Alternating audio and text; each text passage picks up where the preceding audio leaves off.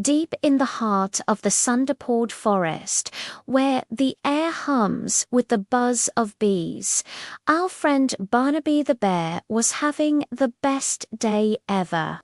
He'd just discovered a treasure trove, a hive dripping with glistening golden honey. For a bear, this is like finding a pot of gold at the end of a rainbow, only stickier and 1,000 times more delicious. He plunged his big paws right in, scooping up generous dollops of the sweet amber liquid.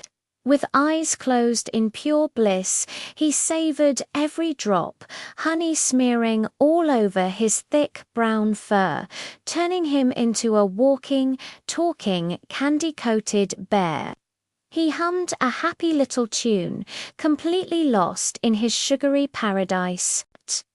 The world outside his honey haze simply melted away.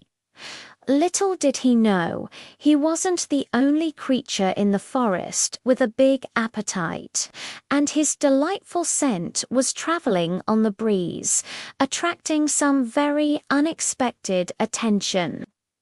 Lurking nearby, slithering silently through the undergrowth, was Silas, a python of impressive size. Now, Silas wasn't particularly interested in bears. He was, however, always on the lookout for a substantial and interesting meal. Today, something extraordinary wafted his way, a sweet, irresistible aroma he'd never encountered before. It was intoxicating.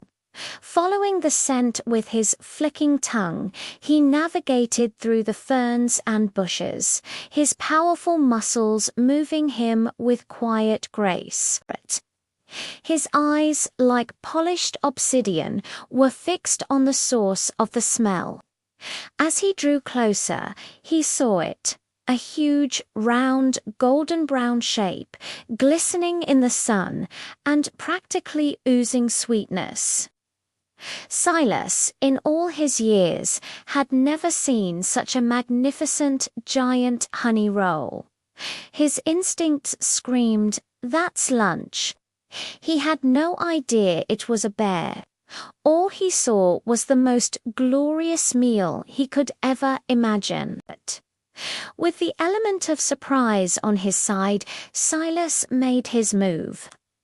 In a flash of emerald and brown scales, he launched himself forward. Barnaby the bear was just about to lick a particularly large glob of honey from his paw when he felt a sudden strange pressure around his fluffy midsection. He opened one eye, then the other. A long, scaly rope was wrapping around him, getting tighter and tighter. Barnaby blinked, utterly confused. This wasn't part of the honey-eating experience he was used to.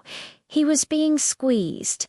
Silas, for his part, was giving it his all, coiling his powerful body around what he believed to be a giant, delectable pastry.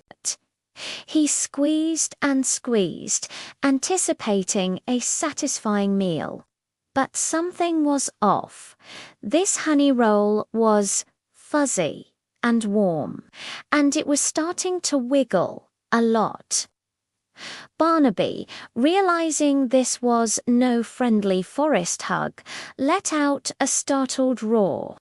The sound, muffled by his honey-coated snout, was loud enough to shake the leaves on the trees.